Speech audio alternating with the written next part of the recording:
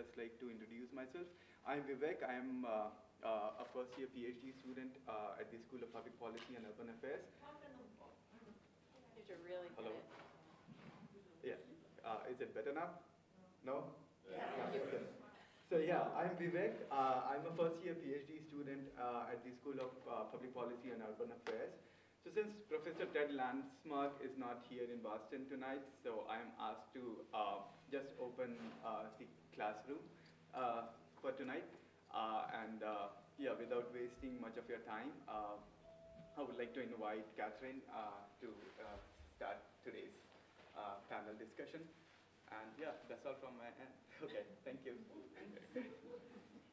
All right, so for those of you who were here last week, the mics are a little bit challenging. Is this working at all? Yeah, Thank you.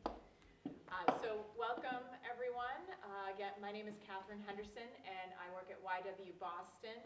This is the third and final class that we're partnering with Northeastern's Open Classroom on, and it's been a real pleasure to introduce you to some of the work we're doing and also bring in some of the folks we partner with to highlight different areas of inequity in Boston and various ways folks are trying to be part of the solution. So tonight's focus is going to be on economic equity, and I want to quickly start by just sharing again YW Boston's mission. So we're dedicated to eliminating racism, empowering women, and promoting peace, justice, freedom, and dignity for all. And I flipped this. So our programming really seeks to build more inclusive organizations and leaders in the hopes of increasing leadership opportunities for people of color, women, and in particular women of color. So we think a lot about intersectionality. So when we're talking about tonight's topic, which we named Putting Your Money Where Your Mouth Is, Economic Equity, I thought we would start first by sharing a very simple definition of the word equity. What do we mean when we're saying that? So from Merriam-Webster Dictionary, equity, justice according to natural law or right, and specifically freedom from bias or favoritism. And that part, freedom from bias, I think is what I'd like us to focus on this evening. Our economic systems, the laws regarding the economy, the way pay, hiring, and so on, all of those systems and processes and policies are created and sustained by humans. And we all have biases, both implicit and explicit. And so we want to talk about how are those biases showing up, what we can do to try and impact and interrupt them so that we have more equitable economic systems and structures for everybody.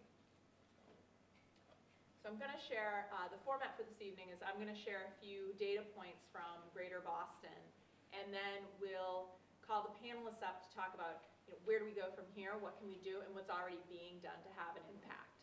So I think basically I'm the bearer of bad news, and then they'll talk about good news. So one way to think about economic equity or inequities is thinking about pay and pay differences in different populations. So many folks may have heard talk about the gender pay gap. That is that for every dollar earned by a man, women earn less. According to the Boston Women's Workforce Report, which takes data from employers all within the metro area, and they defined metro by within the Route 495 belt, the Metro Boston wage gap is estimated at 25 cents. That is, for women earn 75 cents for every dollar of men's earnings, and that's from 2016. This is across industry and role, so it's not the job you hold. This is consistent across various industries and levels, whether that be entry level or senior leadership. Then when we think about that intersectionality piece I mentioned earlier, when you also look at gender and race, the numbers get worse. So Asian women earn 71 cents to every dollar a white man earns. Black women earn 52 cents to every dollar a white man earns. And Latino women earn 49 cents to every dollar white man earns.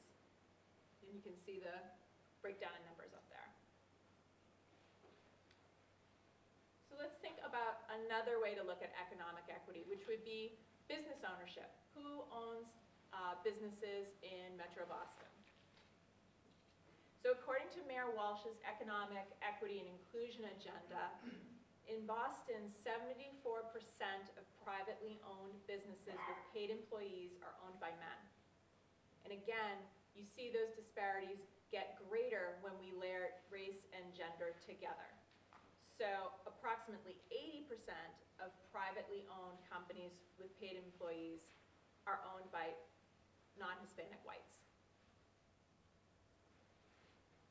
So thinking about drilling down a little bit more, an industry that's particularly booming in Greater Boston and Cambridge is tech, biotech, startups. So what does venture capital look like? What are venture capital opportunities for people of color and women? So according to one research center, Digital Undivided, businesses with women of color CEOs receive less than 1% of all venture capital funding every year. Women overall, that is women of all races, receive 2.2% of all venture capital funding. Interestingly, there's a disconnect between what's happening and what funders perceive is happening. So Morgan Stanley did a survey of 101 venture VC investors, and 60% of them believed women and minority-owned businesses receive, quote, about the right amount of capital, while 20% believe they receive more capital than they deserve. That is more than 2.2%. 2.2 is too much, yes? Do you happen to know if that study put a dollar amount, or are they saying that 1% is the right amount? I don't know how they asked that question, and that's a good thing to look more into. Thank you for raising it. So one final way to think about economic equity, measures of economic equity, is wealth.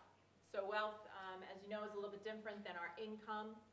Wealth can be determined by taking the total market value of all physical and intangible assets owned and then subtracting the debts. So wealth is an accumulation of resources. Some of you may have heard this data. It was shared first by a report from the Federal Reserve Bank of Boston in 2015 and came up again quite powerfully in a series put out by the Boston Globe. Non-white households have a fraction of net worth attributed to white households, and white households in Greater Boston have a median wealth of $247,000.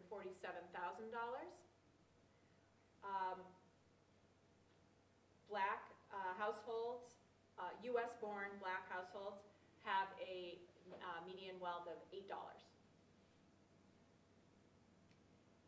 And I'll show a graph that points this out a little bit more detail. In addition, although members of communities of color are less likely to own their own homes, amongst homeowners, they are more likely to have mortgage debt. Non-white households are also more likely to have student loans and medical debt. So again, the challenge is to building up that net wealth. And I'm sorry that's a little fuzzy. But the darker blue column in each side is total assets, and the lighter blue is net worth. So again, far left, you'll see white, that net worth of $247,000. US blacks, $8. Caribbean black families or households, $12,000. Puerto Rican households, $3,000, median wealth. Dominicans, that's not a typo, that's 0. And other Hispanics, $2,700, average household net wealth. So these are some of the numbers we're thinking about when we think about economic equity and how far we are from economic equity in Greater Boston. And I'm going to, in a moment, invite our panelists up to talk a little bit about what are some of the solutions. What do we do? What can all of you do? What's already happening? But while we make that transition, if you've been to one of our YW classes before, you know I'm going to ask you to talk with neighbors and have a question. So based on the knowledge you bring with you, your own lived experience, and what you've just heard, please talk to 1 or 2 neighbors and think a little bit about what do you hope to learn or ask our panelists. Okay, so 5 minutes for those conversations.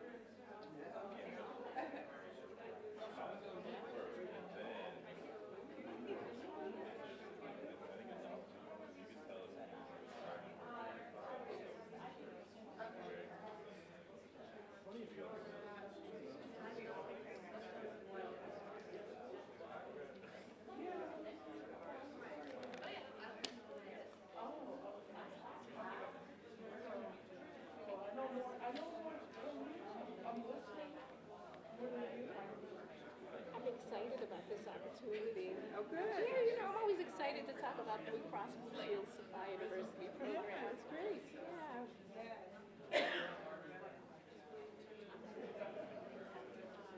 Nice. Water. Oh, I brought my own, exactly. I've been in denial about possibly having allergies. Oh. But this morning I looked out in my yard and I saw stuff blooming and literally my eyes were like, Oh my gosh. and so I said, oh, maybe I better get over this denial thing. Right? Oh, that's funny.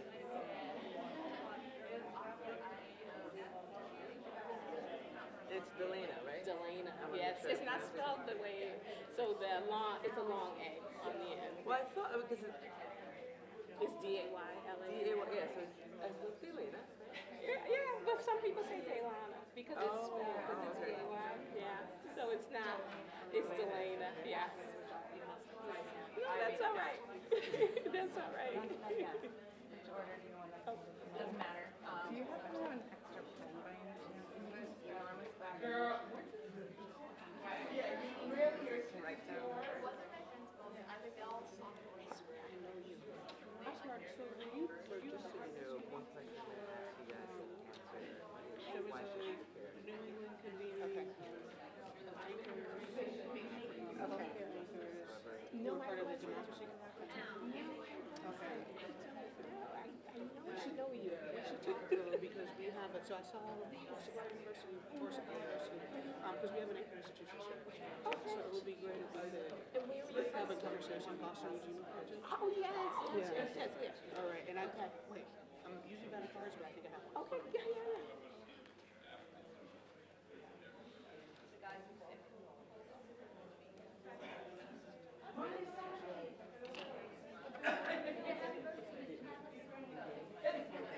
Yes, you should. Good idea. Okay, I have almost the exact same dress, but it's in a turquoise, and I almost wore it today, but it will perfect hair, right? Yes, exactly. I'm trying to gauge the weather, but yeah. I know. I was looking at the weather. It's like, oh gosh, it's gonna be pretty, but I'm gonna work it out.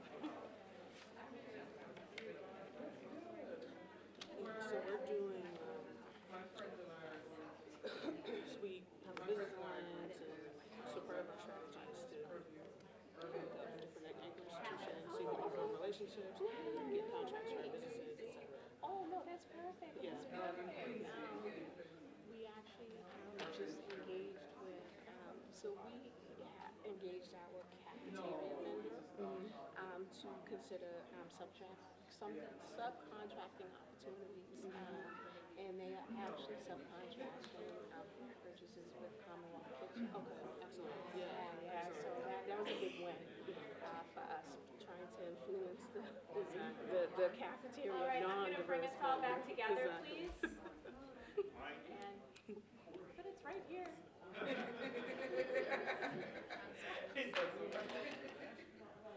All right, thank you. Is that better? The mic check. Here. All right. So before I turn it over to introduce our panelists, does anyone want to share something that came up in your pair conversation, something you're hoping to learn or something you were just talking about? Yeah? We were curious about, if anybody could speak to it, but from the survey, like the separation of Dominicans and Hispanics and blacks and this notion of colorism and isn't the Dominican Republic in the Caribbean and why, so just Why they get differentiated. Yeah, that's great. So keep that in mind, everybody. Yes? I need to know not just about wages, but what the role of cost of living and, expensive housing and all Absolutely. those things that you spend what you do make on. Absolutely.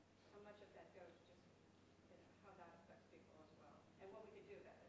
Yes, and in Boston, we have a very high rate of what you call housing burdened, which is spending a certain, over 30% of your income on housing, and that's extremely high in Greater Boston, the number of people who do that, and then of course has implications for what you have left, right? Thank you. Have there been any studies or research done on how this wealth inequality impacts mixed race families? Interesting. I haven't seen any, has any of our panelists seen? I have not. No. Thank you. This area of potential research. I don't know how many folks are currently students or academically inclined and want to do some research, but that seems like an area to explore further. One more? Yeah. Noticeably, Asians were not part of your graph. Is there a reason why they were omitted? They were in pay equity. Asian women were counted, but not in the wealth. Assets. That's right, yeah. The, for the color of wealth report did not look at, I think, Asian Americans or Asian households. Yeah, Diego, do you want to speak? They did mention that the sample was Too small. sufficiently small, that they didn't feel it merited a larger discussion. But Thank you. it's in the original report, just not in the Spotlight series. Thank you. All right, did you want to? Yeah, I was just wondering if YW contributes to women of color startups. We do not have a funding stream like that for that, no. But I think Nia might be able to speak to that a little bit, yeah? So why don't I, with that, I'll turn it over to our panelists. So as I said, our panelists, yes? I was, we were talking, and it was pointed out to me that the VA in the World War II lets you have money for down payment on a house. Yes. Which blacks did not get that. Redlining. Has anything been done to compare those populations? What happens, a generation later? Yes, so, yes, absolutely. So that continues to play out today because each generation built upon the wealth of the one prior. And so it was, for many working class white families, that was the first home they bought, and that wealth started accumulating there and continued as home prices have continued to go up. And then that opportunity was not provided, or black families were excluded intentionally from that opportunity. So yes, we continue to see that play out today. Absolutely. And anyone can, yeah, folks can chime in. Do you want to chime in now, or? You can chime in later. I'll chime in later. Okay, later. All right. So I will introduce our panel. Thanks for raising these questions and things for them to continue talking about and sharing. Joined by our moderators, YW Boston CEO Beth Chandler, and then Selena Barrios-Milner, who's Director of Equity and Inclusion at the Mayor's Office of Economic Development. Delana Irvin Parker, who's Director of Budget and Supplier Diversity at Blue Cross Blue Shield of Massachusetts. And Nia Evans, the Executive Director of Boston's Ujima Project. Beth? Hi, good evening, everybody. Can folks hear me? Mic working? We're okay? Excellent. So thank you for being here this evening. I have the wonderful pleasure of getting to moderate this panel. So my first question for each of the moderators, for each of the panelists would be, one, if you could just share a little bit about your role and how it connects to economic equity. And the second question related to that is, why should people care about economic equity? So I'll start with Selena, and then we'll go down. Hi, good evening, everyone. Can everyone hear me in the back? Okay. So I work in the Mayor's Office of Economic Development, and it's a newly created unit and role, so the Equity and Inclusion Unit, and I'm the director of that. What that entails is sort of aligning all the different programs within the city that have a specific economic equity focus under one role. So a few of these programs have existed for decades, some are newer, but the two key programs I manage, to be brief, is one is our spending with women and minority businesses. So it's what you would call like a supplier diversity program in the private sector. So we both certify businesses as women or minority owned, and we monitor and promote spending with city departments, which is about $2 billion when you count all of the entire city government. And so we try to ensure that women and minority-owned businesses can be a part of that. And then we also monitor the Boston Residents Jobs Policy, which provides goals for women, people of color, and residents working on construction sites on all of the construction projects, most construction projects in the city of Boston, so that's both private and public. We monitor workforce and hold both private and public projects to goals around that. And then the third piece of our work is to promote policy. So I always say the first two buckets are sort of working with the world as it is, so trying to overcome existing inequities in both the construction industry and in contracting with diverse vendors. Our third prong is sort of changing the way things work, and so it's creating new policies so that business and city government is run differently. And so those are the areas that I work on. And I think it matters because we are what they call a majority minority city, which makes no sense, but we're a city that's majority people of color. If we're not advancing at the same rate as our non-people of color counterparts, it means the city as a whole is going to be falling behind. Or if we're pushed out of the city, that has even more drastic implications for what Boston is and who we are. So I think it's important that we all have the same access to opportunity. And I always say we're very talented. We're always, my tagline is connecting diverse talent to opportunity. And so our businesses, our workers, our residents have a lot to offer if they're able to compete at the same playing field. Hi, can everyone hear me? A little closer. A little closer. How about that? Yeah, everyone good? Okay, so I am the budget and supply, I'm the director of budget and supply diversity at Blue Cross Blue Shield of Massachusetts. And we are actually using our supply diversity program to address the wealth gap. We are aware that business ownership is a path to wealth, and so we support that in 3 ways. We actually we offer procurement opportunities to minority, women-owned, minority-owned, women-owned, veteran-owned, and LGBT-owned businesses. We know that from our buying that with these diverse businesses that our program creates about 600 jobs nationwide. So for us, that's why it's important, right? Because it creates jobs. And we also know that for every dollar that we spend with these vendors, that the dollar supports the wages and benefits. So from a procurement perspective, we recognize that our buying helps the communities in which we serve. We're a health insurer. And we are headquartered in Massachusetts, and so this is why the work is important. We also offer, we're also committed to supplier development.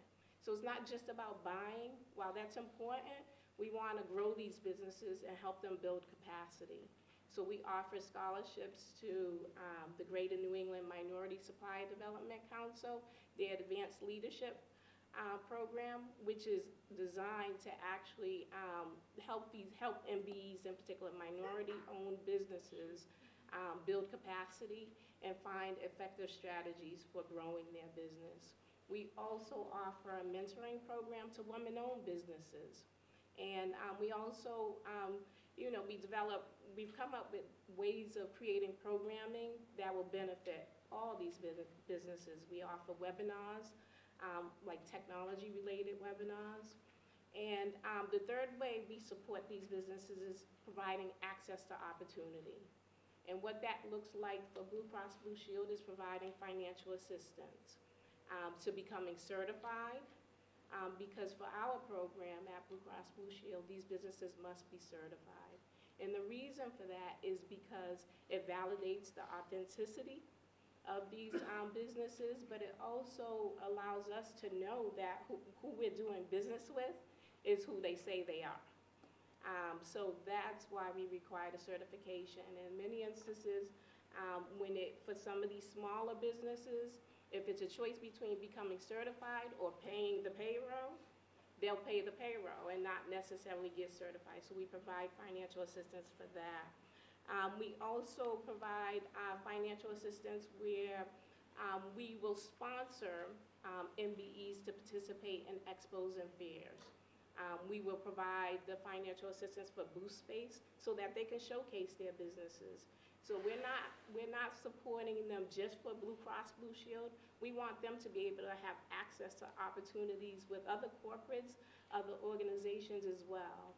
And so with that, those are the three ways we're really trying to support these businesses, grow these businesses, as well as empower these businesses and just help them build capacity. Now, why is it important? It's important because going back to what I said, we know that at Blue Cross Blue Shield, for every dollar that we spend with these vendors, it supports the salaries and wages, it supports the payroll for their companies. And our spending, we did an economic impact study, and it creates 600 jobs nationwide. What that translates to in Massachusetts is about 200 jobs. So this is our backyard. So, you know, this is why we're committed to making sure that we support these businesses, but also narrowing that wealth gap, you know, trying to make these businesses sustainable just to kind of close that wealth gap. Okay, thank you. Good evening, can you hear me? I have a soft voice, okay. So I'm Nia, and I'm the director of Boston Ujima Project. So first, Ujima is Swahili for collective work and responsibility, which is recognizable to a lot of people as one of the 7 principles of Kwanzaa. There are a few short phrases we use at Ujima to describe who we are and what we do, just because, yeah, it'll probably be a little bit evident later why we try to describe ourselves briefly. But one of the ways we describe ourselves is as a community-led alternative finance and investment ecosystem. Another way is as a cooperative economics infrastructure, and another way is that we say that we are democratizing finance. So what we set out to do is address poverty, address the racial wealth gap, counteract historical mass disinvestment in our communities, and fill in the gaps in financing for our small businesses, real estate in our communities, and community infrastructure in our communities. And we've done this by creating an ecosystem. So our position is the issues that we're talking about today and that were talked about in the last couple of sessions and likely through these series are not isolated issues. They don't exist in silos. They're all interconnected, and that's what makes the conversations so complex, and that's what makes the problem-solving process so difficult. And so our position is we can't pick one thing and then try to do that one thing and expect it to address a system, to address issues that are systemic, and to address issues that are structural. So instead what we do is we've taken a few things and we've tried to put them together into an ecosystem to say we need to have a holistic approach, we need to have a cross-sector approach, we need to have a multi-stakeholder approach. And in other words, there needs to be a systemic address to systemic issues. So what that looks like for us is in December we launched the Ujima Fund, which when it launched was history-making. It was the first democratically governed investment fund in the country. And so what that looks like is our membership body, which are primarily working class people of color in Boston, are invited to participate in the fund as investors. And one of the things that's different about that is traditionally the rules have changed over time. But traditionally certain types of investment opportunities, so investment in private businesses, for example, were largely for accredited investors. So these are people who have at least $1 million of disposable net worth, or if they're working, their income is $200,000 if they're filing singly, or $300,000 if they're filing jointly. So in other words, investment opportunities and opportunities to build wealth accruing to people who likely already have wealth. And so there's that classism, although some of it is for good reasons. So it's to kind of to protect people from making bad decisions with less money. A bad decision is a bad decision, but you have a little more risk if you have more money. But still, there's some classism there, and then we see how there's social inequality that reproduces itself when certain opportunities are not available to you. So for example, our fund is pretty accessible. There's a minimum $50 investment. to get into our Kujichagulia pool, which is reserved for Massachusetts residents. The other thing that makes us democratic is that our membership body also votes on community standards that apply to those investments. So we are very explicit about wanting to invest in businesses that are owned by people of color. However, that is not the only screen that we have for who will receive investments from us. Social impact is also very important to us. And so our position is, it isn't just enough to be a Black-owned business, for example, if you are exploitative. We would like you to be a Black-owned business that is intentionally trying to provide additional benefits to our community. So thinking about what the conditions are like for workers. Are you paying a living wage? Are you providing benefits? Is it a safe workplace? Are you encouraging your employees to vote? And are you actually making space and time for them to actually be able to vote? So we have a list of 36 standards that businesses must adhere to receive investment from us. We have a business alliance that supports people who will receive investments from us. We have a technical assistance network. We have an anchor institution strategy. And so what that means is we try to have conversations with local anchor institutions, hospitals, universities in the area to say, do business with our good businesses. And to try to help businesses that we think that are doing social good grow and thrive. So that's the model for other businesses. And so that we see a certain way of doing business, a different way of doing business start to grow in different communities. And then finally, we have a consumer advocacy strategy, and this is really where we really tap the power of our membership body. So our theory is members who are choosing what we invest in, who are choosing the standards that apply to our investments, will have skin in the game, and they will have an incentive to ensure that those businesses succeed. So we'll have campaigns like cash mobs to say, let's go out of our way to make sure we shop at the businesses that we've invested in. Let's do our part to have conversations with anchor institutions to take out contracts with our businesses. Let's be ambassadors for our businesses. So let's really uplift the profiles of our businesses to make sure people know about them and to make sure other people in our communities are supporting those businesses. And so that really I would say the innovation and the power of what we're doing is in our membership body, which again is centered on working class people of color in Boston. So why are we doing this? So I think there are a couple of things that Selena said in the introduction. Catherine pointed out all the stats. For me, when you look below the stats and when you think about what work is and what a wage is and what that is in material, tangible terms, that's your ability to feed your family. That's your ability to get care when you are sick. That's your ability to provide an education for yourself. So I think they're just in thinking about who we are as people and what our needs as human beings are. For me, it's really important that we really hold on to the moral, the moral contours of this conversation. That is beyond numbers, it's beyond money, but it really is about what it means to be a person and you know what it means to have well-being and to move through the world feeling safe and secure and feeling like you can accomplish what it is you want to set out to accomplish. Which is why I also just want to really point out something that Selena says when she says we're very talented. So also the other thing that we're counteracting is we're counteracting our talent and our work being historically and consistently undervalued and unrewarded. And so another reason why this is important is because it's interesting, Catherine pointed out some of the funders who think we're getting more than we deserve, for example, recognizing we're not. We've not even come close to getting what we've deserved yet at this point. We deserve a lot more. And so that's why I would say this work is important.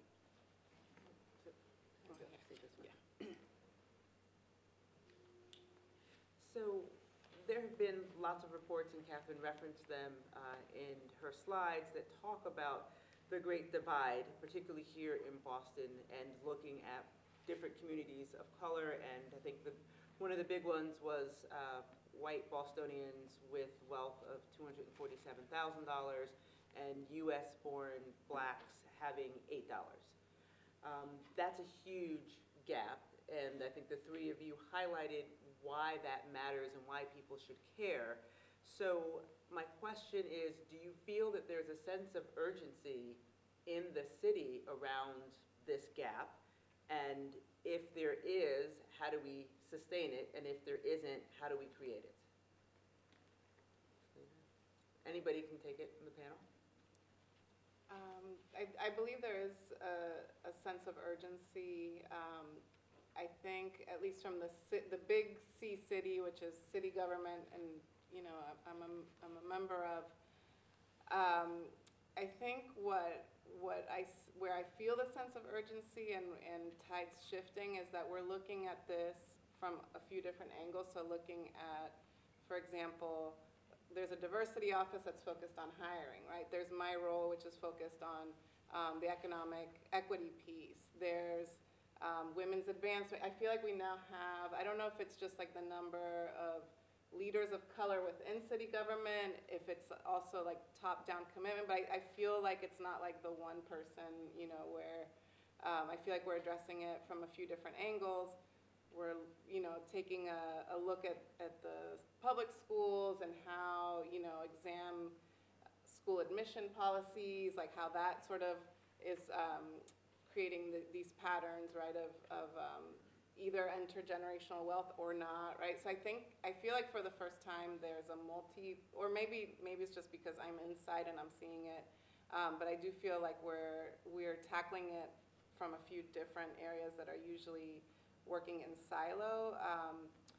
I also know that from working in government, it's a hard place to innovate and have, like it's because you're dealing with taxpayer dollars, it's hard to do like a whole lot of pilots or let's try this crazy new idea or let's try that. But I do think that, and I think Nia is better positioned to address this. I think that we're trying to do more partnerships with more innovative organizations such as Ujima and others that are really doing, like the city's exploring like a co-op program, and there's a lot of great work being done in the community, and I think the city sees its role as sort of supporting and learning and replicating successful models. But I don't think that the pace is anything that any of us that are committed to equity is ever.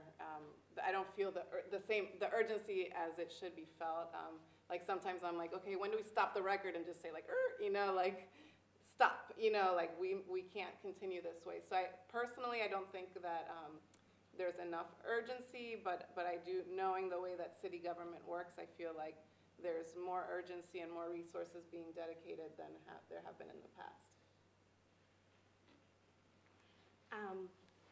In many ways, I say yes to the question. I do think there is a sense of urgency. I think you see it with respect to the panelists on this, speaking here. I think you see it in the corporate sector, which is where I kind of operate, which is where my lane is.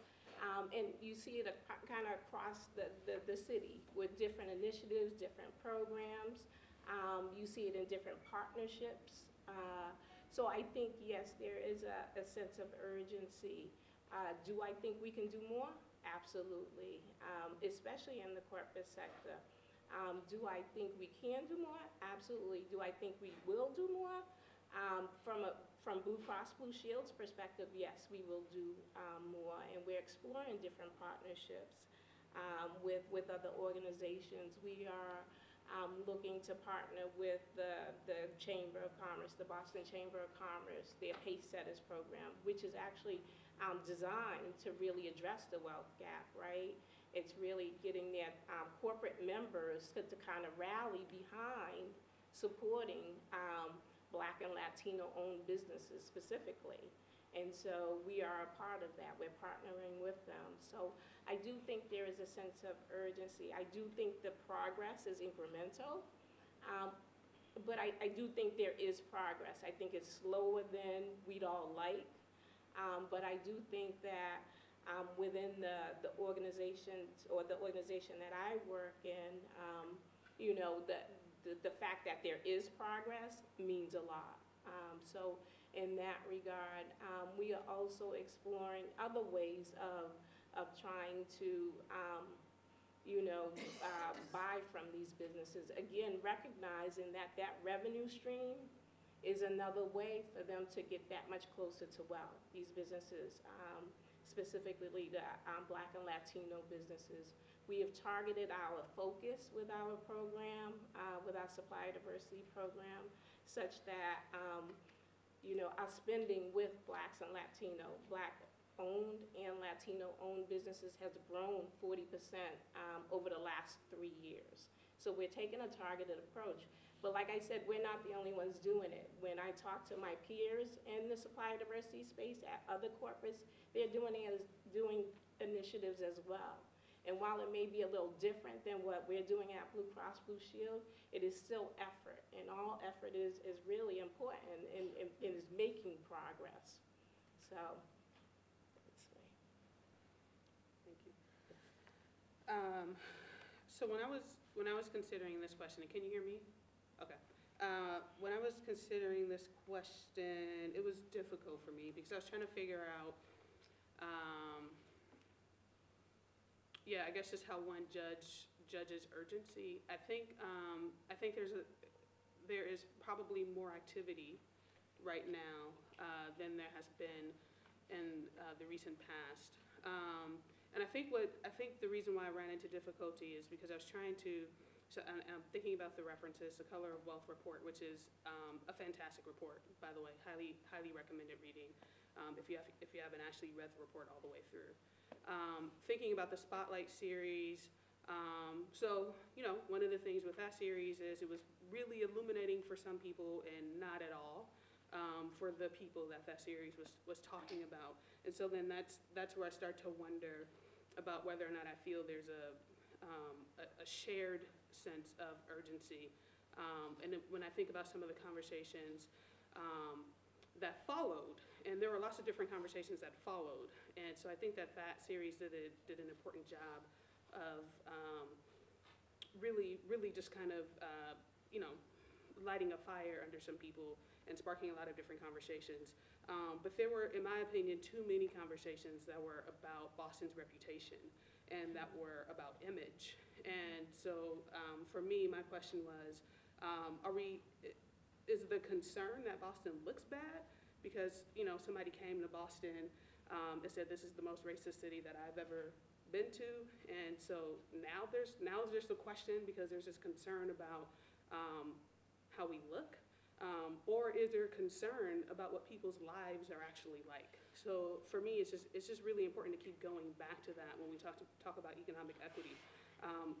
What are people actually experiencing on a daily basis? And I still strongly feel that there are a lot of people whose lives we actually don't know about because they're actually still pretty invisible. And I won't necessarily say Boston, but I'm also just reflecting that unfortunately it seems at a national level, I'll change my mind. At one point it seemed like on a national level, particularly with the election coming up, the conversation was starting to really kind of center on middle class families, which is important. And it seemed like a conversation about poverty was going to get lost. It does seem like some of the candidates are kind of uplifting some conversations about poverty, but I still think we don't just talk about actual poverty enough. And I think that in not talking about actual poverty enough, there are actually a lot of people who are just still absent from the conversation. And with all of the activity, we'll still miss them. So that's something I think about. So, Nia, that's a great point and leads to my next question. You mentioned the Globe Spotlight series that came out, I think it was 2 winters ago, and one of the disappointing things, I think, there were many disappointing, but for me, the overriding theme that was disappointing was in 30 years, nothing has changed, right? So I asked the question about urgency, and it seems like, well, how urgent can it be if in 30 years, nothing has really changed? So my related question is then, so what's getting in the way of things happening, right? If we as Bostonians get upset with the perception of our city, and if we know what the gap of the wealth gap is, if we know how that impacts marginalized communities who are becoming the majority, if not already the majority in the city, like what's getting in the way of us being able to take action? And so I know each of you talked about your particular sectors doing more, but there's a hell of a lot more to do, so what's getting in the way? That's a big question, and I think depending on the day, I would have a different answer, on the particular day. But I do think part of it is, and I think, there's been renewed, or there's sort of this emerging field of like implicit bias training, and there's like this attempt to understand like what comes into play when we're interacting with each other.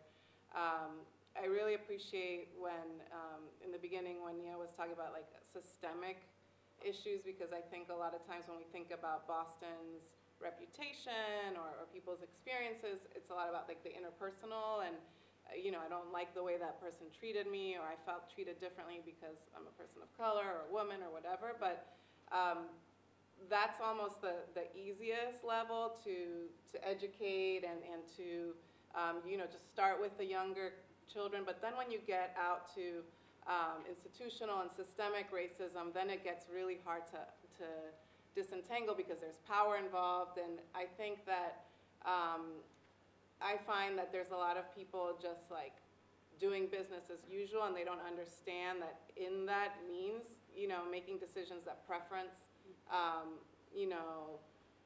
wealthier white men, right? And so I think like part of it is this doing business as usual that gets in the way. And that's something even in our own city departments, it's like, well, I've always done my printing at this place. Why would I, and so we're trying to like rewire, change the way that choices are offered so people aren't like, it's not easier to do business as usual, which in a very bureaucratic place, sometimes it's just easier to go with, in this case, like a vendor that you've already worked with, that's already in the system, blah, blah. So we're trying to kind of both get people in the system, but also rewire how we're making purchasing. And that's like a very transactional example.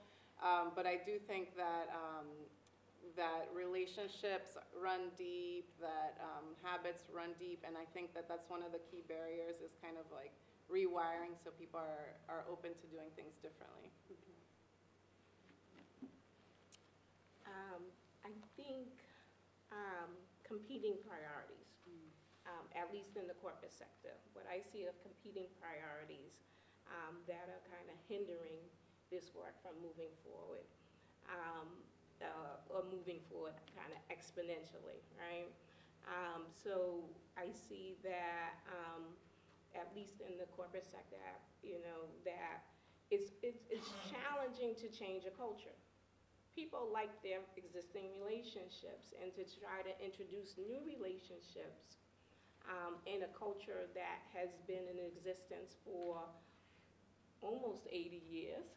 It's hard to make that shift. It's not impossible, but making that shift is going to be slow. So back to my point about competing priorities, at least in the corporate sector, there's always several different business initiatives. What are we focusing on? Are we focusing on new product development, or investing in these businesses and these diverse businesses? And so for us, it's always going back to, what is our priority, and how does this align with our D&I strategy in the company? Our mission statement at Blue Cross Blue Shield has a specific line about diversity and inclusion. It is very important. But again, we are still a business, right? We are still a business, and we need to be operational. We need to have products. We need to be competitive. And so that makes it difficult, because there are competing priorities. And let's face it, they're limited resources. Financial resources, human resources, human capital, And so how does an organization kind of prioritize? And so my role is to advocate for these businesses and to kind of shift that culture and shift the way of thinking. And it's happening. It is, but like I said before, progress is slow. It is incremental, but it is happening. When I think about what gets in the way, so I think there are two words, and there was something Delana said, and unfortunately I lost it. But Selena also used the word power. And so that's something that I think about a lot. So one of the things we say at Ujima, for example, is we're addressing poverty, we're addressing the racial wealth gap. We are also clear that what we are doing is about power. And that's power in the form of decision making, who are the primary decision makers in our communities. Right now, in a lot of ways, it's not us. So our mission is for it to be us, always. How are we making decisions? So even when we think about us being the decision makers in our communities, is there a common stake? Are we participating in this conversation, understanding that we're in this together, or are we moving as individuals? And maybe, I think when you said competing priorities, maybe there was something that resonated for me with that sense. So that's huge for me, because I wonder if we are willing to push ourselves to a certain point that remains comfortable for us, and then if there's a point beyond which we feel comfortable, in which we feel we start to lose some power, whatever that looks like in our lives, if we stop. And if we kind of just push it to that edge to feel good and to say we've done the right thing, we've had the right conversations, but I'm also not willing to let go of the power that I enjoy as I move through this world. So that's something that I think about. I also think about narrative. So again, I just kind of go back to the slide with the VC funders who said, yeah, they're getting enough and they're getting more than they deserve. So I think we still just don't even have a shared sense of how we got here. And that's huge. So then that makes history huge. So there are a lot of us still walking around thinking, for example, we're poor because we just didn't know enough. We just don't handle money well. You know, we need financial literacy training that's going to tell us how to budget $5 and save $2.50 and then pay the other $2.50 in rent somehow in a city. You asked about expenses, in which rent definitely costs a lot more than that. But somehow if we just had that, we wouldn't be poor anymore. So a lot of us are still walking around with these narratives that are just woefully inaccurate. And so if we have competing notions of what the problem is, we're gonna have competing notions of what we should do to address it. So some of us are really well-intentioned, and we're doing things that are not going to matter because they are not going to address the actual problem. The Color of Wealth report, so before this I was the ED of the Boston branch of the NAACP. And one of the things I really appreciated about that report, and the author of the report, Ana Patricia Munoz, who unfortunately went back home to Ecuador, but she wanted it to be more than a report that just lived on a shelf. So she formed a working group of community organizations who would then take this report and form some recommendations from that report. So form what should we do? We have this information, what should we do with it? And the #1 recommendation was change the narrative. And so we're starting to see some of that work is happening. So, you know, even as I'm underwhelmed by the Spotlight series, because I'm Black, I know, that's doing some of that work. And so we definitely shouldn't stop. So we definitely shouldn't think, now we know the story. Now we know about redlining, we know the story. Now we know about unequal implementation of the GI Bill. Now we know the story.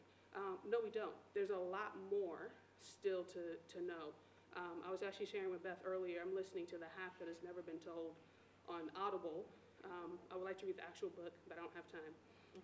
And so far, I'm already learning a lot of things about slavery that I didn't know before. And I thought I knew a lot.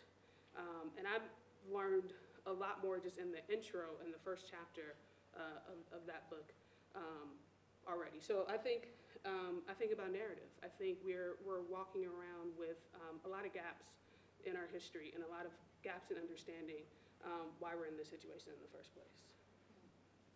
So follow-up question would be, what are some of are there additional gaps that we're missing, right? So I know I was reading some information that said people often think it's just if you go to a good school, then you're going to be able to accumulate wealth, and that's a big fallacy.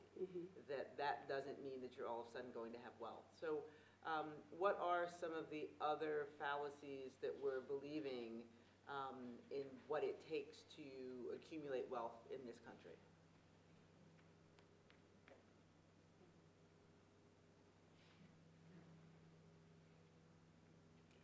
I have a mic.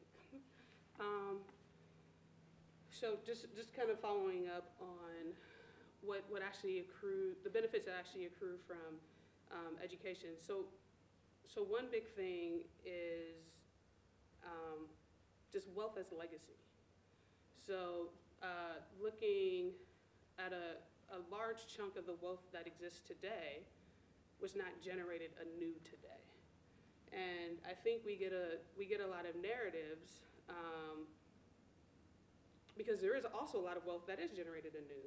And so I think when we talk about wealthy people today, so I'm just thinking of, pop culture,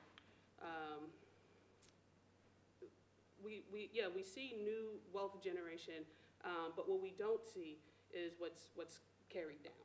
And so again, the Fed report, that wasn't their scope, but there was a piece that said, this isn't our scope. It isn't up to us to say, we're not sociologists, so it isn't up to us to say, this is why this is happening. However, what we can say is a lot of this wealth is a result of intergenerational transfer. It's legacy, it's inheritance. It's not wealth that has been generated anew. It's wealth that has compounded over history, over centuries. So you each have touched a little bit about some of the things that your organizations or entities are working on. Is there anything that really gets you excited about thinking about the future, about what your organization is doing that you think can really make a difference when it comes to economic equality? I think the panelists that are up here with me and really thinking about, working in partnership, public, private sector, and community, that to me is what's really exciting. And it's complex, right? Because even within those roles, there's like the power differential and resource differential between, so it's not like as much as we want it to be, it's hard to all have an equal say, but one of the things, so I'm not from Boston, I'm not from the US, I'm an immigrant from Venezuela, which has been in the news a lot lately, but I first sort of understood inequality because I moved to the United States when I was in first grade, and I would go back home to Venezuela, well, my first home, I have two homes now, but every Christmas, and you'd be landing at night, and in the mountainside, you'd see, I thought it was like, oh, the stars are so much lower here in Venezuela, you can see the stars up close, but it was really the little lights on each little shanty, in the shanty town, right, and these cardboard little improvised homes that people made, and I understood, the older I got, like those aren't homes, they don't have plumbing, they don't,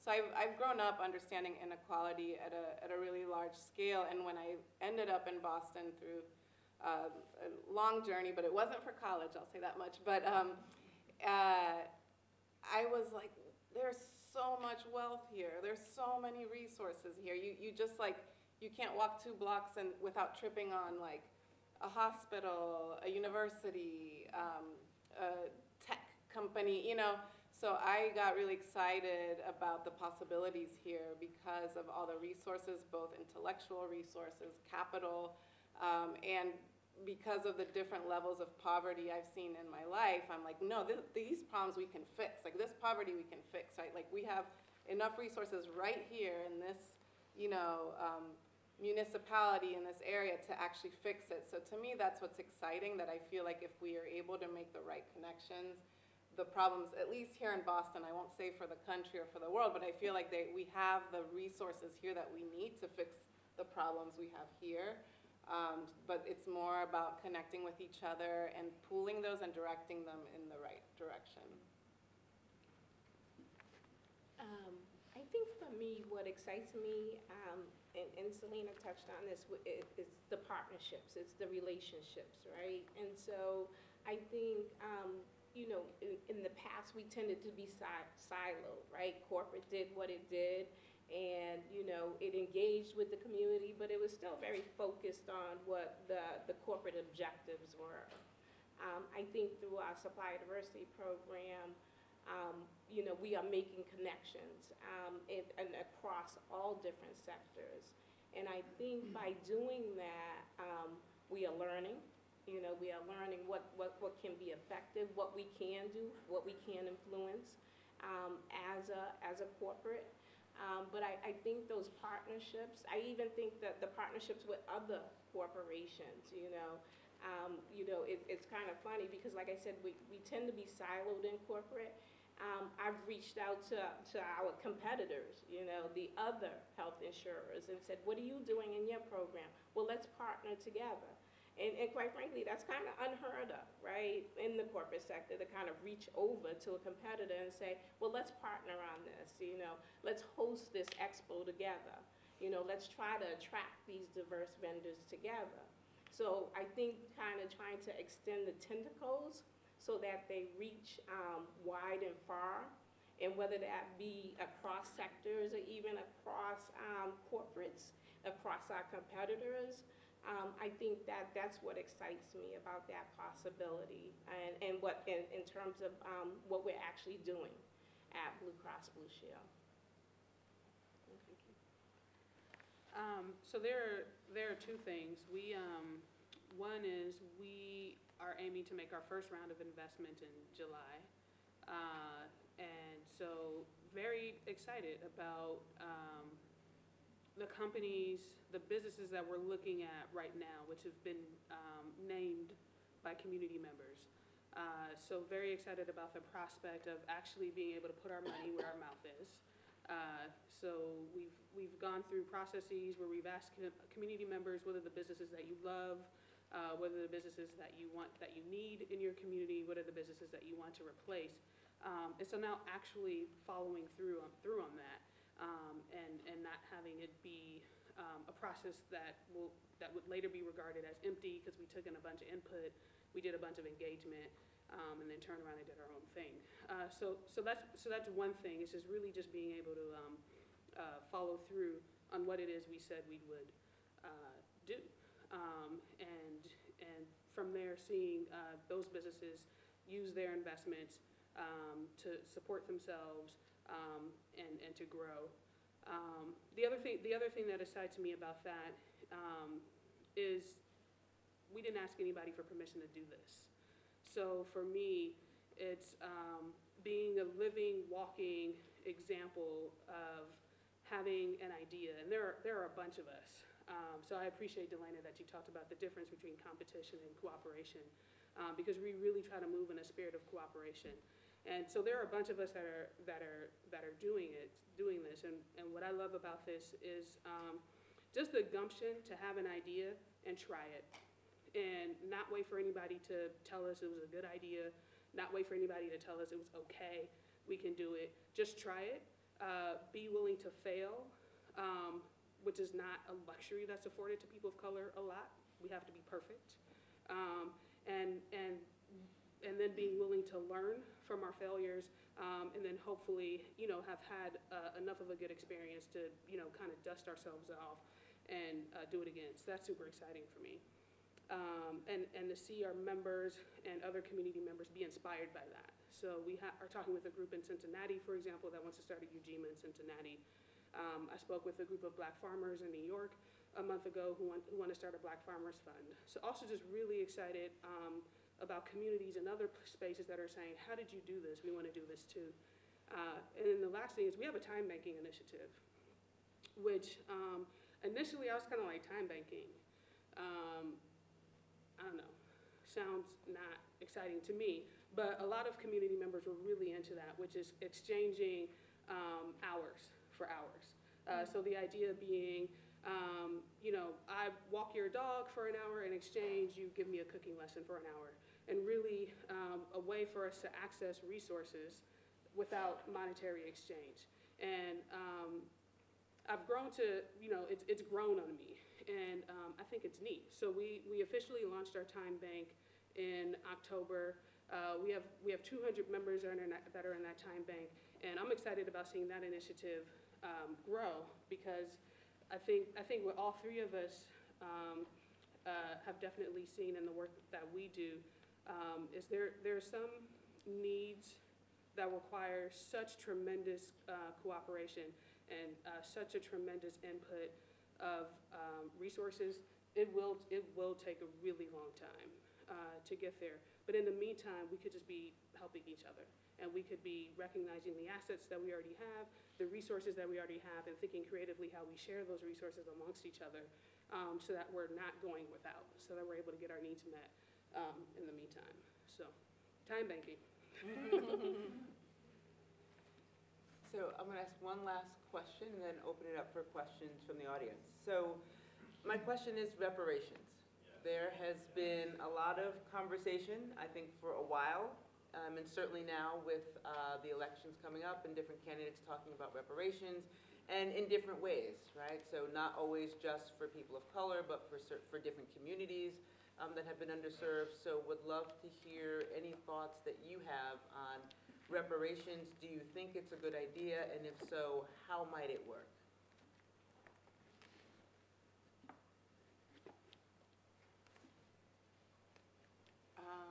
I think it's a good idea. I don't have a good recommendation as to how it would work. I know it would have to reflect plus interest, right? So like, Compounding interest. Yes, compounding interest. Yeah, but yeah, I think that I think we have a lot of healing to do, and there's a lot of catching up to do, and I don't think that the way that the economy's set up and systems are set up, it's something that, like, I think we need something to disrupt and to change the way things are being done, because I don't think at the pace that we're going, we're going to end up in an equal place without a lot of intervention and redistribution of the enormous resources that we have.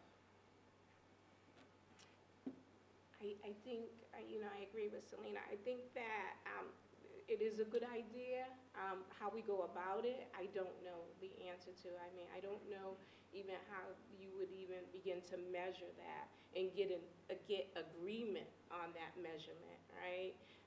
Quite honestly, we have issues with people buying into equity, right? So how do we buy into, the measurement for reparations? So I think it's a good idea.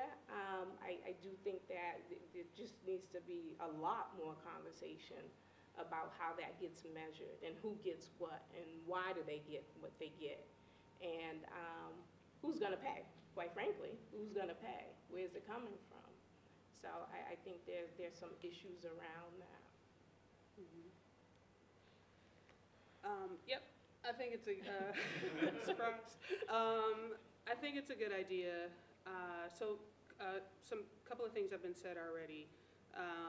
There is the healing aspect of reparations. There's the restorative aspect of reparations.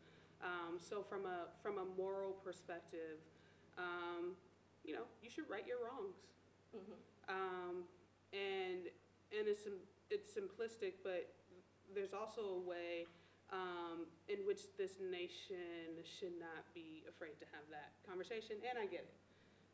But just on the notion of a wrong has been done, it should be acknowledged, and there should be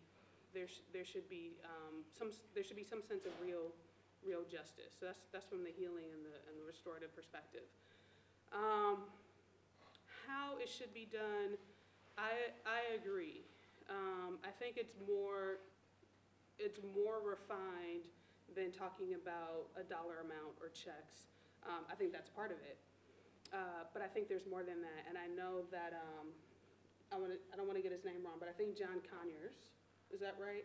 Has actually been trying to push a bill for a long time to study the issue.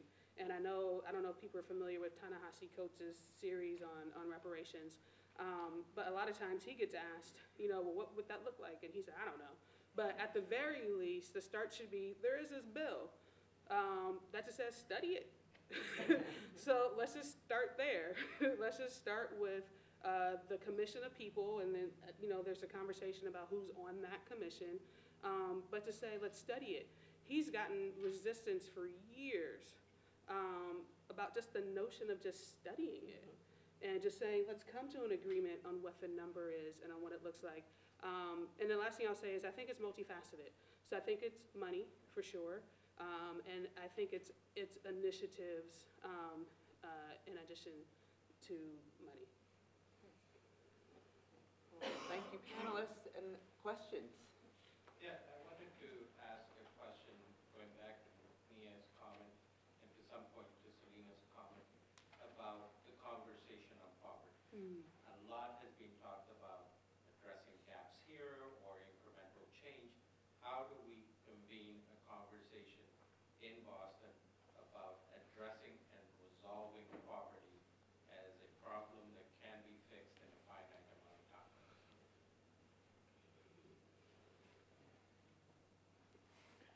You first. So the question is, how do we have a conversation that, I just want to make sure I get the question, just to make sure I'm answering correctly. Can you just repeat just the question piece again? Can we have a conversation about poverty as a fixable problem? I think we can. And for me, that again goes back to narrative. I think we can have, because we can do similarly with the Fed report, so we can parse the numbers, we can look at what the racial wealth gap is. There was also, in response to one of the questions in the audience, the response about affordability. So what's happening with housing affordability? So there are lots of questions. There are lots of conversations that exist already that talk about what the disparities are. Again, I would say what isn't common across those conversations is how we got there, because the fix is solely dependent on what you think the problem is. It's solely dependent on that. And so, if you think, again, if you think that poverty exists,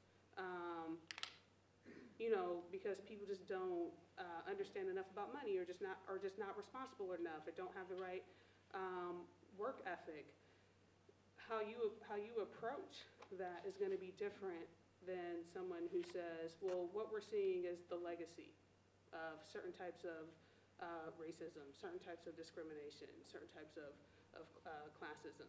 They're going to be two different responses. So I think the conversation starts with let's get on the same page, and then let's take it from there. And then I think another part of that conversation is the silos piece as well. So understanding poverty as a systemic issue and saying, how do our sectors work together to address this? I don't know if I have a specific recommendation, but it's more of an observation. Having been privileged enough to go to graduate school, for example, at the Harvard Kennedy School, which is extremely elite setting, and seeing, how few people of color were there and how even fewer American-born people of color were there, and getting to know my classmates and how much of them had kind of been like, it's sort of like at an early age, there was some potential seen in them, so they got tracked into, an honors class, and they got tracked into a private school, and then they got, but it's kind of like, what I see a lot of the people that make it, quote unquote, or that have access, is that a lot of them have been beneficiaries, myself included, of multiple programs that kind of like skim the top, right? But for every time that you get skimmed, right, there's like all these folks left behind. And so I think, and even, I look at some of the city's programs and I start to see like, hey, I saw you participate in this, and that serve young people, right? And those are the young people that tend to be more connected and more active in their communities and active in their, big brothers, big sisters, so kind of like a lot of people get served a lot, and not that they don't deserve it, but then it's like, I just would love to see an approach and some kind of joint approach between, like all the sectors represented here, and kind of really mapping out where is the poverty, because I actually think that in Boston it is really, like I said, manageable and trackable, and see like who's being missed in programs either around housing or education or childcare. And I know that there's new initiatives right now, and this is the first time the city census is asking people about, when you just fill out that you still live in Boston, you still live at your address, they're also asking about whether childcare is a barrier for you, and I know the city's looking at some forms of subsidized childcare. And so I just think that we just kind of need to get around the same table, maybe involve the Fed since they were so effective with that report, and really map what are the gaps and who's addressing them, because I just feel like a lot of programs are addressing the same gaps and the same people, and then a lot of people and gaps aren't being addressed. And so I just would love that as sort of like a starting point, along with, the narrative. But I think that we have, like I said, the brain power and the financial power to really tackle this program. This problem, not program. Yes. Good evening, thank you. The question is specifically sleep, just because it happened at Northeastern, and then I have one for everybody. The community task force with the new, what is it called? The new dorm that was just built, Lightview. They had a community construction goal where they had to hire a certain percentage of people from Boston to build it, and they broke it down into different categories of racial, and then there was the residential. And they failed to meet the residential goal, and then when asked about it, they said, well, that was our stretch goal, which I found very insulting. But how does the city go about holding, we'll just say institutions particularly, accountable for those goals, and then what can we do, or would you recommend to hold Northeastern accountable outside of questioning them? Because I found it, I work at Orchard Gardens, and I walk by the new development, and they have signs up that says, if you want to work for us, and you live in Boston, but what does the city do, or how, maybe speak to that, because that was really concerning for me, that this Northeastern said that they couldn't meet a goal of finding people in Boston to work at construction for that, and then didn't feel like they didn't have a plan to, they said they were going to do something to make sure that they do it next time, but they didn't have a plan for it. And so that's where I'm like, how do you hold them accountable? Yeah. Well, so our program, the Boston Resident Jobs Policy, is specifically tasked with doing just that. So basically, any project that's either a city-funded construction project or a project that is happening in the city that I think is 50,000 square feet or more has to meet these workforce goals, or, and that's the sort of loophole, right? At least demonstrate efforts towards meeting those, right? And that's why we have a whole team of construction monitors that track that.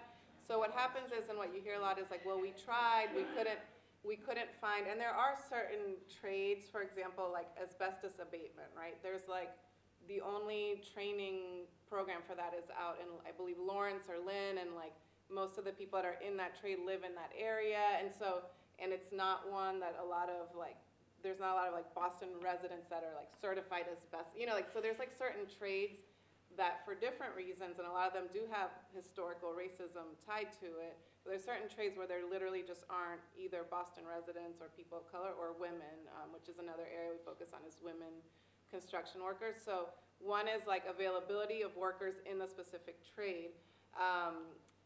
But the way that we go about monitoring is we actually do site visits, we verify residents, so we're actually saying okay, you say you have 100 residents, let's see that back up, and we do that literally every month for every project that we monitor.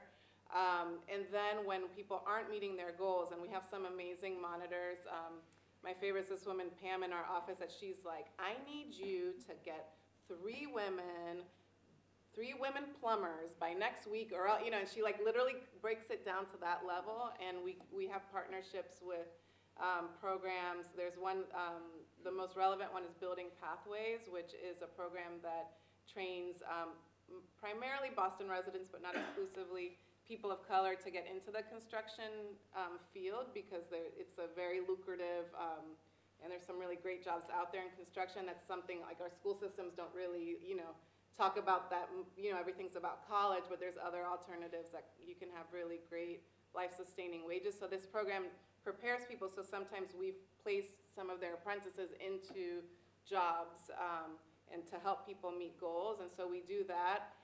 But I think another piece is really diversifying the pipeline of union workers, because most projects, most private projects do have union workers on there. So if the union, like I mentioned, for every trade there's a specific union. So if you don't have machine operators at all in your union that are residents or people of color, then you're never going to meet those goals. So we're working on both those pieces, and we have good partnerships, both in terms of developers, contractors, and union halls, but there's a long way to go. And so I would say, Deb, and we can talk more offline about this, about how you can help hold them accountable, because there's always, for every time we get a but, we're like, okay, but have you tried this? Have you tried that? Can you show it?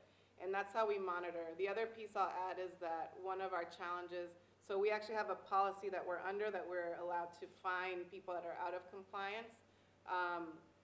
In the past, that's been a really hard thing to do, because we've only had that policy in place for a year, but we haven't had the system to be able to track it in real time. So we'll find out almost when a project's over that they actually didn't meet these goals, and now we're getting a new system, a new platform that will be able to, ideally, week to week, find people on either not meeting compliance efforts or not meeting, if they don't meet the goals, they at least have to show that they're trying to. And if they don't meet either of those, then we're able to fine them. And the fines can get pretty big. So that's something that we hope to be, we have the carrot, now we have a stick too, to kind of help people push them in the right direction. Yes. I have a question for Delana. Delana, yeah. Delana. Yeah. You kept on saying that change takes a very long time, and it's moving along slowly. What does change look like to you? How do you know when there's change? What improvements do you see that you know that there's change, especially talking about 30 years, Boston's kind of still the same route. Right. Can you give some examples? So yes, I'll speak specifically at Blue Cross Blue Shield, just because that's what I'm representing here. And so what change looks like to us is through measurement, So like I said, over the last 3 years, our spending with African American businesses as well as Latino businesses has increased 40%. Our diversity spending base, over 50% of it is with Blacks and Latinos. So for us, that's the measure of success, or at least of progress, of improvement, right? Because again, going back to what I originally said, we know that, one of the paths to wealth is through business ownership. And so whatever we can do to support that and advance the business, that's what we're going to do. So we look at it more from a revenue stream. We also look at it through, like I said, supplier development. How can we help these businesses build capacity? So be competitive so that they don't not only get business at Blue Cross Blue Shield, but they get business elsewhere, right? So we're building them up, helping them grow in that way. Okay. There's a question here, and then gentleman in the back. Yeah, I just had a similar question. And then I'll move over that way. I had a similar question. So if, Selena, you could answer that same question of what success looks like, seeing that report came out in 2015, the spotlight came out in 2017, talking about things haven't changed in 30 years. The civil rights movement was 60 years ago. We need to wait another 30 years for change. Yeah, I think from my perspective, I think that there's, similar to Delana, we can literally measure, how many workers are there on these construction sites, how much money, right now, we're spending 2% of that 2 billion that we spend as a city in goods and services, 2% with women and people of color. Like, obviously, there's huge room for improvement there, and it's not always this transactional level, but I do think that, you know, like a $500,000 contract with the city could, you know, create a lot of jobs, a lot of wealth, a lot of reputation, you know. So I think that that's what I'm right now directing my passion towards. I also think, and this has always been a challenge for me as like a Latina immigrant woman, I am always like, at my kids' school, I'm on the diversity committee, you know, and I'm like, I think it's great that, like, I've committed my life to pursuing equity because I felt, you know, at different times in my life excluded or not having access or marginalized.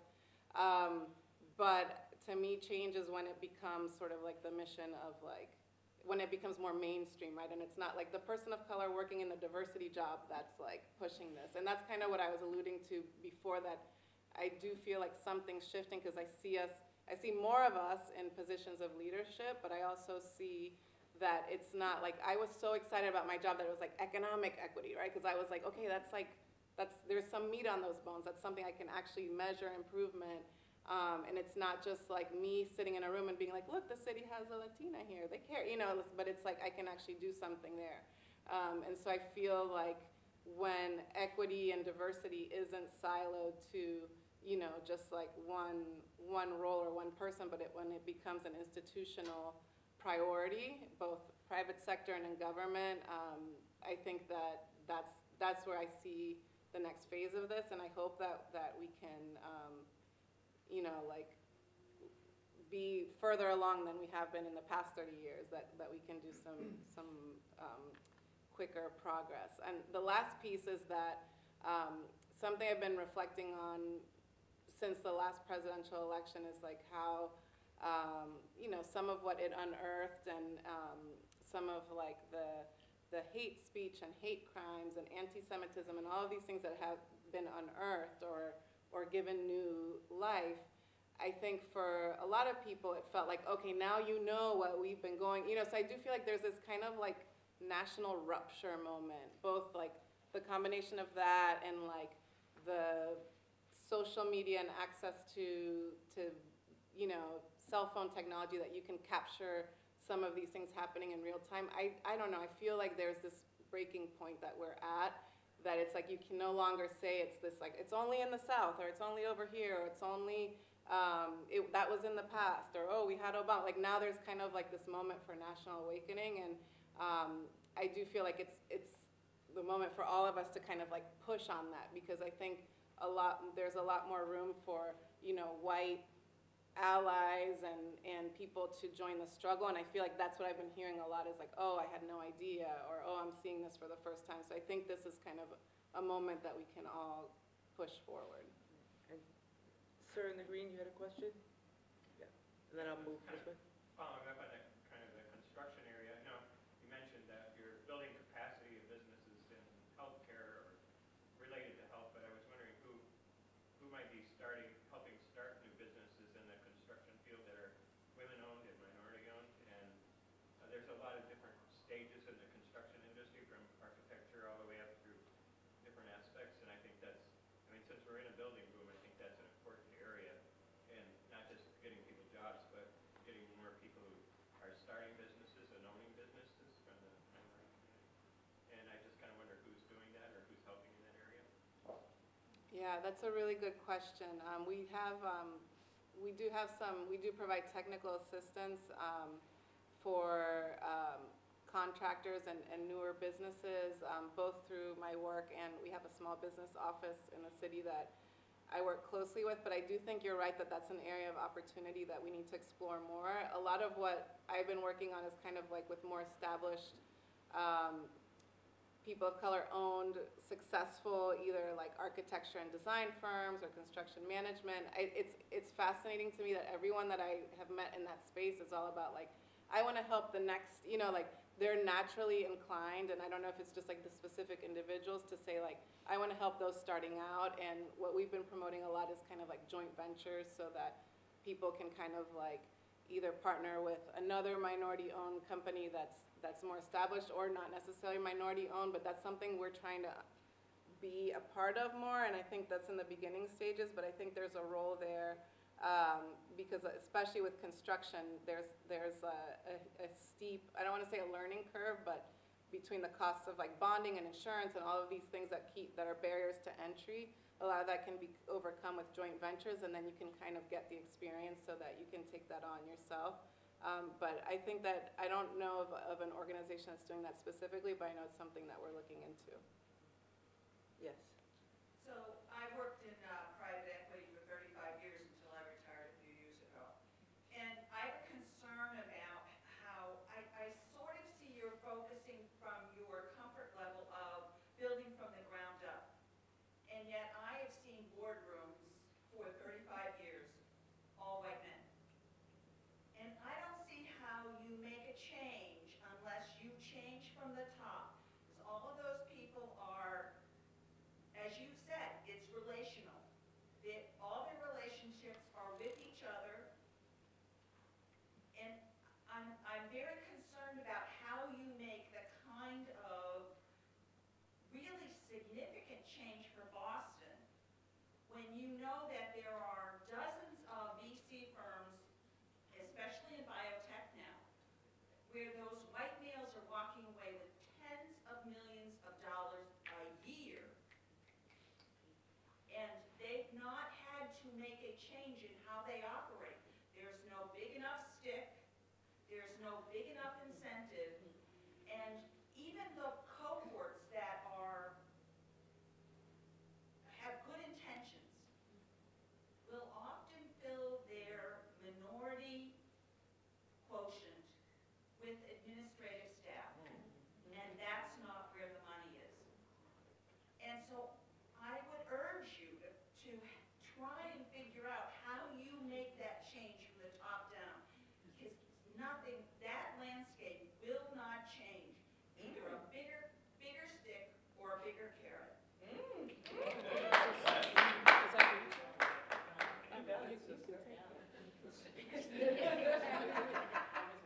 That's my DNA. Well, You got it. so I'll give a hi y'all. I'll give a shout out in response to that to a woman named Sheena Collier, who's with the Greater Boston. This is Boston. Yep. Greater Boston Chamber of Commerce, who is leading their Paysetters program,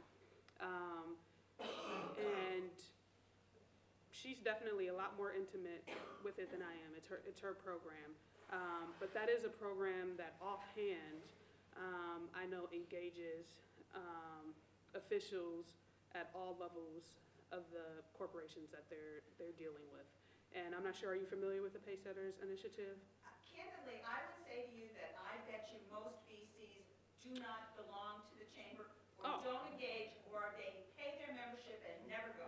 Right, so, and thank you, if you're talking about VC specifically, I was just thinking of the landscape more broadly, because in short, absolutely. So I think Delana, well, Selena kind of also alluded to this just in terms of where equity work should be residing. And so I think this tags onto what you're saying, which is it should be residing everywhere. It shouldn't be a singular position. That shouldn't be where the corporation is sticking the person of color. It should be, all through the organization, top to bottom, bottom up, all throughout.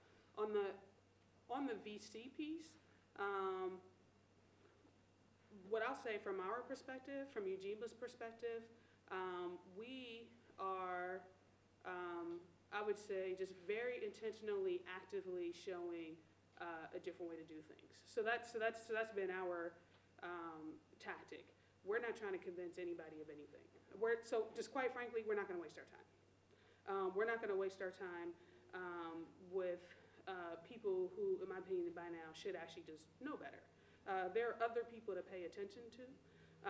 There are other people, in my opinion, who deserve our attention, and it's our fellow community members. That's what our perspective is. Because again, we have talent, we have skill, we have knowledge we have expertise. So there's a way in which we're just saying we're gonna do what we know to do. So again, we're not asking for permission. We're not saying, hey, what do you think of this idea? Do you agree? Do you approve? We're gonna do what it is we're doing. We're gonna show its success, and by its success, hopefully that'll encourage other communities to do the same. And it's in that way that we'll influence culture and we'll bring about a new way of being. That's our perspective. I'd also like to add, I think there is a role that individuals can play, because I think VCs often get money from state pension funds, for example, as investments, right? So if your money is going into the state pension fund, you can say, where are we investing that? What is the criteria for that, right? And so I think individually there is a role that people can play by saying, where are you investing my money? And is it representing what I want it to represent? Are you putting it in organizations where I want it to go?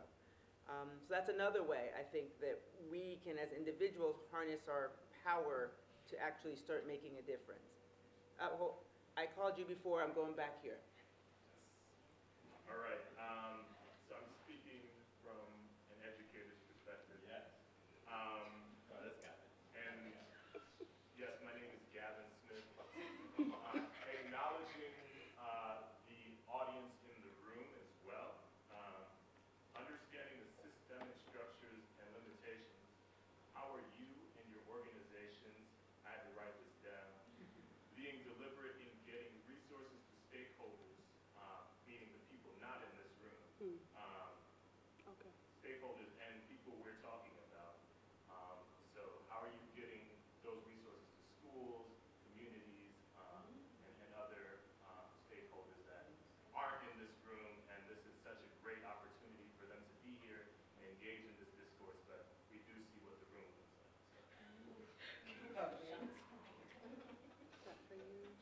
That's for all of us. That's for all of us. Do you mean the resources of like what this conversation tonight, or? Yes, I do mean that, speaking specifically from talking to, or from my students and my families who don't know anything about any of the things that we're talking about. And you're talking about our organizations, right? Yes. Yeah, so we're doing this new public engagement strategy called the Economic Development Center, and I think that's the flyer I put out there, but basically we're offering all of our programming that we offer out in the community. We did our first session, our first series, which was a 6-week series on pathways to city contracting. And we had, like amazing consultants, amazing opportunities to meet departments, to do business with. For me, I've run a lot of workshops in the past, I've attended a lot, we really tried to make it something that if you attend it, you'll walk away with something, not just like gloss over, but either a new relationship, a new opportunity. At least you'll walk away with like your belly full of delicious food from a local minority-owned vendor at the very least. So we try to make it that each interaction is really valuable and targeted towards who we're serving, which are women and minority businesses and women and people of color construction workers. So our series target those two communities. So we are doing this. We have a different workshop offered throughout the city. The first one was about city contracting. The next one is about, it's called Tools of the Trade, and it's for people interested in the construction field. And that one we're gonna be offering like free OSHA certification, which is something that would normally be a cost. So we are trying to get like very tangible and very out there in the community and make sure that what we're doing is publicized both like through social media, flyers, all of that. I also think that for me personally, I always make sure that we're engaging the youth, whether it's through having people come in through the summer jobs program and do really meaningful work in our office, making sure we're getting into classrooms and talking about our work. That's something that I always strive to do no matter what I do, and I'm bringing to this role as well. So those are just two examples of how we're trying to take this conversation elsewhere. The last piece is that, so for the most part, policy conversations in the city are usually driven by the city council through the hearing process. So whenever an issue comes up, they have public hearings. they try to, you know, given the current leaders that we have in there, they try to make them accessible in terms of like time of day, and often they'll have hearings in the neighborhoods. I think we're trying to model that from the economic development side, and we're gonna have policy conversations in neighborhoods. So the first one that we're doing is around the cannabis industry, and seeing as that's an emerging industry that we still have an opportunity to build in equity into that. We're gonna be having information sessions April through June, and those are gonna be floating throughout the city. And that'll be really about A, like what is the process? What's the city's role in the process? B, this is how I think the process isn't working, or this is the barrier for me getting into it, so that we can then learn from the community and design programming and policy around that. So that's something that's new for us, because usually, like I said, policy conversations are either in the city council chamber or behind closed doors, and we're trying to make sure that we're out there in the community and before things are baked, right, get out there and hear ideas. For us at Blue Cross Blue Shield, we are, you know, for us it's about relationships. Again, going back to my comment about the tentacles, about outreach and reaching out to different sectors and different community organizations about what supply diversity is, what it is at Blue Cross Blue Shield. We also host webinar series. And we reach out to our certifying agencies to do the outreach for us as well, you know, to tap into their membership to participate. In fact, this morning I hosted a webinar in partnership with the Greater New England Minority Supply Development Council, how to do business with Blue Cross Blue Shield. You know, because that looks different for each business. You know, a smaller business may not necessarily have the capacity to meet the needs or the criteria, but they can partner, right, with a larger diverse vendor. So, you know, just kind of even having those conversations on what it looks like to do business with an organization or a company as big as Blue Cross Blue Shield. We are, like I said, you know, reaching out. Our relationship with Commonwealth Kitchen. Those are small businesses and diverse vendors who who were not even aware that Blue Cross Blue Shield had a supply diversity program, or what that means, and how they could be a part of it, and how they could, you know, be part of any buying process at Blue Cross Blue Shield. You know, so we are kind of doing the outreach that way, reaching out to our certifying agencies, different organizations, just to educate on what supply diversity means. That's some of what we're doing at Blue Cross Blue Shield. Ditto. In short, and Gavin and I know each other from a previous event, previous panel and Q&A interaction. So in short, we organize, a bunch of us are organizers. I won't say that I myself am one, but a bunch of us are organizers. So there's an organizing ethic in our organization. We're very relationship-based. We form partnerships. So we have, I think right now, about 10 grassroots partners. And this was very intentional. And the reason we did that is because, again, you know, I said earlier, my background is, before this, I was the ED of the Boston branch of the NAACP.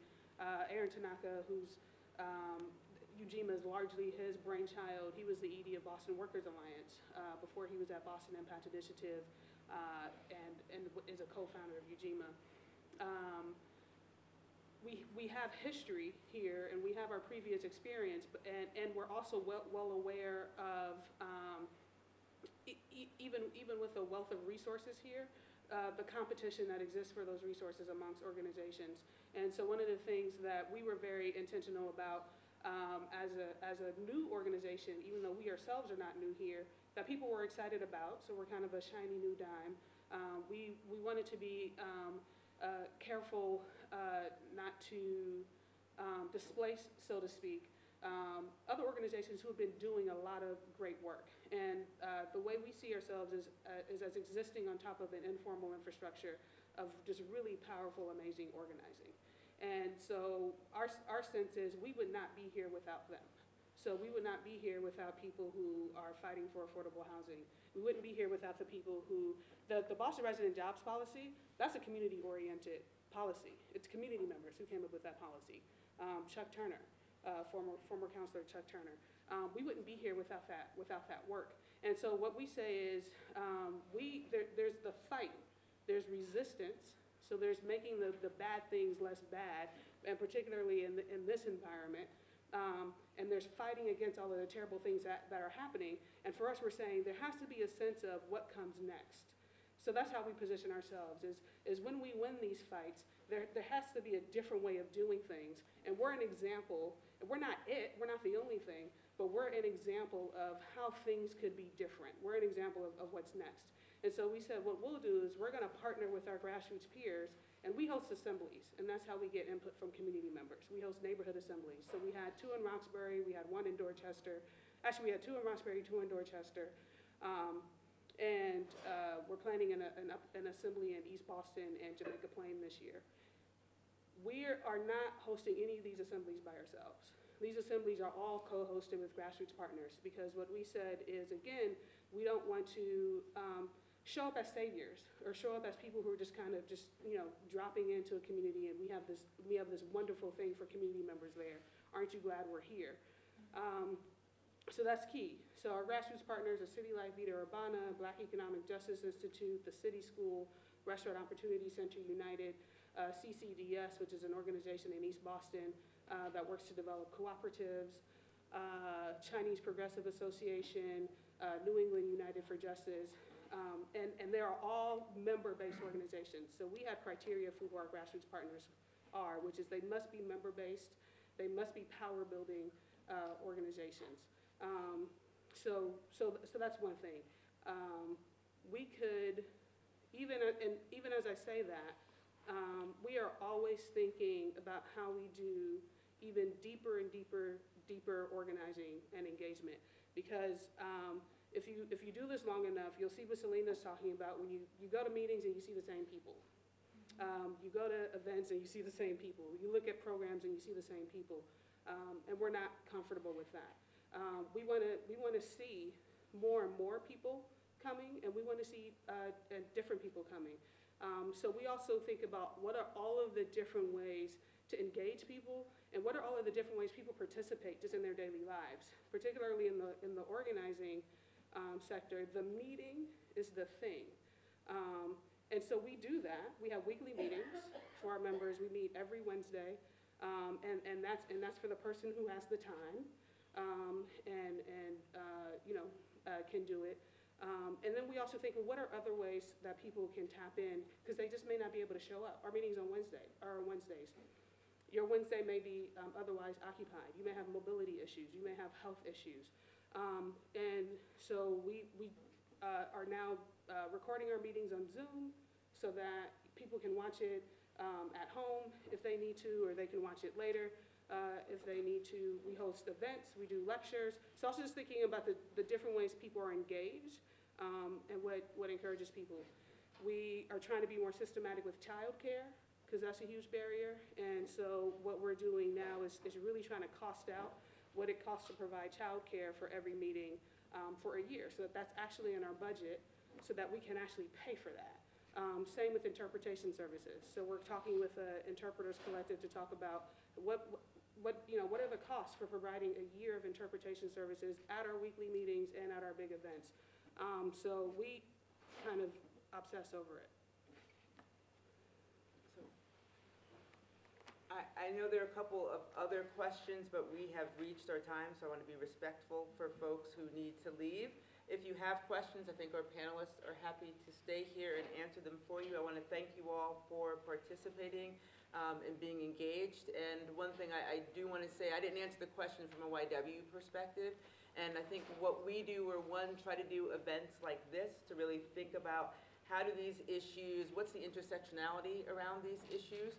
We also go into organizations and have conversations around race and ethnicity with groups internally to talk about how is it showing up, right? And so people think a lot about interpersonal, but it's a lot about systems. And so what are the systemic issues within your organization that you can identify, and how can we support you to address some of those issues internally? And so that's the work that we do, and we do it with all organizations in all sectors. So we work with schools to government entities, but really helping people understand what are some of the things baked into the institution and how can they help affect change internally. So again, I want to thank you for being here. Please come down if you have questions. I know the panelists would be happy to answer them for you, and have a wonderful rest of your evening. Can I just make one quick announcement? Oh, one quick announcement. And actually, just one quick announcement that's related. We're actually hiring a membership organizing manager. So if you know anybody who'd be good for that, please send out the job description.